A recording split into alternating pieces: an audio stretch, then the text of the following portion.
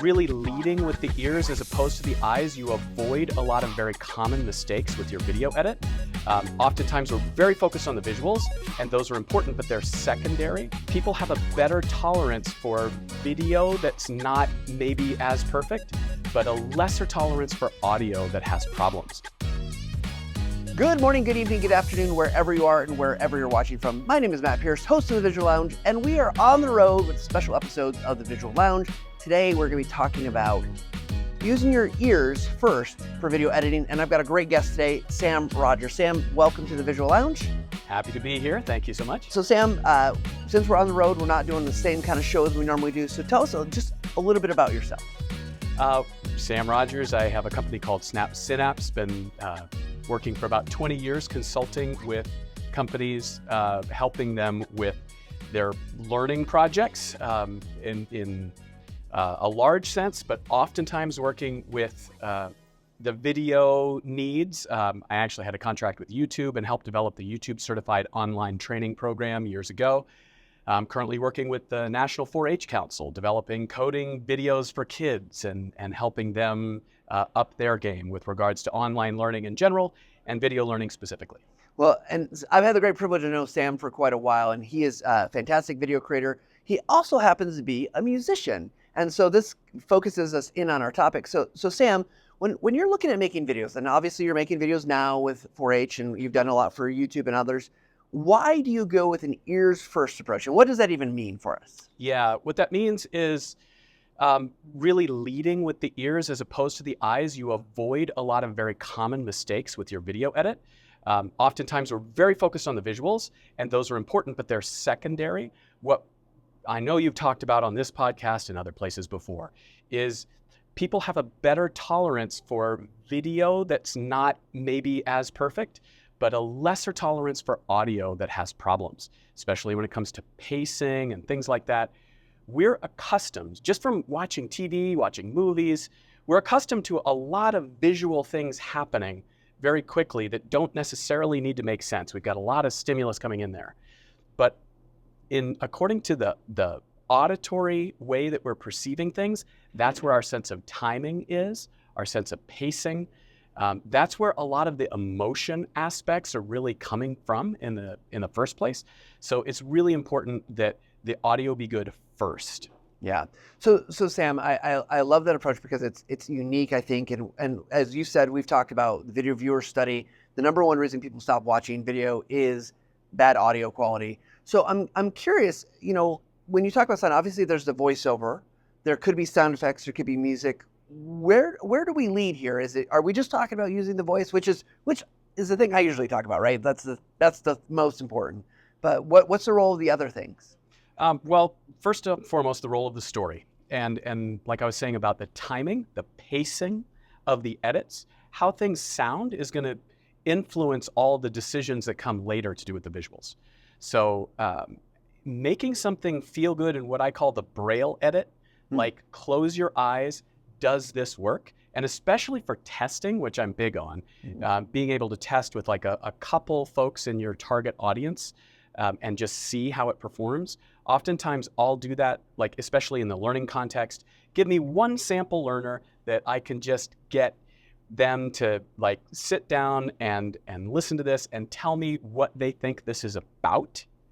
And if the visuals are chaotic and poorly edited and all that, that's fine. But if I've got enough information from them that they can tell me what this video is about and how they felt when they were watching it, then I know it's going to work, and I'll continue then layering on all of the stuff that takes all the time around the video edits and transitions and color grading and all that kind of stuff that is added on top of something that's got a strong foundation and that's working well. Well, that's one we'll have to remember. This is the Braille test for video. I love that. I guess I do want to focus on music because there is a lot of debate, right? And there's research that says, like, look, music can really draw away focus and understanding for kind of create cognitive load. But music is also powerful because it brings emotion, it brings kind of feeling. It can do a lot of work and a lot of lift. So I'm curious, what are your thoughts, particularly in learning videos, but generally, what's the role that music plays and anything we should know about it? Yeah. So it's supporting the story. It's supporting whatever the overall arc is of your video content. I'm a big proponent of making sure that everything that happens visually, like if you've got graphics flying in or something like that, where it's important to what people are learning from the video or what you want them to feel or take away, that it has some component that's happening in the audible realm that people subtly hear. So whether that's a sound effect as a graphic is coming in with a whoosh, or some kind of like reverse symbol thing or something like that that's providing impact, because when we see things in the real world, there's usually a sound that accompanies an action. So you're working with the parts of the brain that are already well tuned to be able to do that. So I like to have sound effects for that, but also whenever I can do it, I'm using the music that's there so that the graphics are timing to a beat, or, like if it's a horn stab or something is coming into the music, that there's something that I know I'm going to aim for this place, and sometimes aligning the music to that if it's got to happen at this point in the visual, or aligning the visual to that if it's already happening in that point in the music, just making sure that it's cohesive and that it works together. Yeah, well, now I've got so many questions about who does this well? How can I go learn how to be better at this?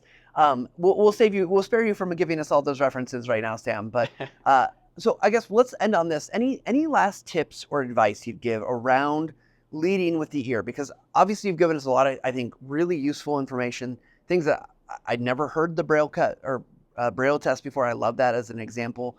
So any final tips for us? It really is just as simple as close your eyes and make sure that your edit works from listening to it. Make sure that it works, that it's telling the story that you want to tell, that it's feeling the way that it wants to feel, not just to you as an editor, not just as a content creator, that it's making you feel what you want, but if you can find one person to test with, 2 people to test with, just ask them what they felt. Ask them what it's about. And if it's on target for what your target is for your goals, for your video, then you've justified being able to do more editing on it. And you know that you don't need to go back and re-edit what you already have. Yeah. Well, Sam, thank you so much. I love that advice. I'm going to close my eyes more often when I'm watching videos, just to see what I hear and see what it tells me. So, of course, we want you guys to take this advice too. Go try some things out. Go practice what you've heard today. Try listening to your video before you share it out. What you hear, is it have enough? Do some testing, because again, we're all about skilling up here at the Visual Lounge. We want you to get better. Of course, you've got feedback, things that you want us to try. Hey, maybe you're listening to this and saying, hey, Matt, take your own advice. I'm trying, and I hope you level up every single day. Thanks, everybody.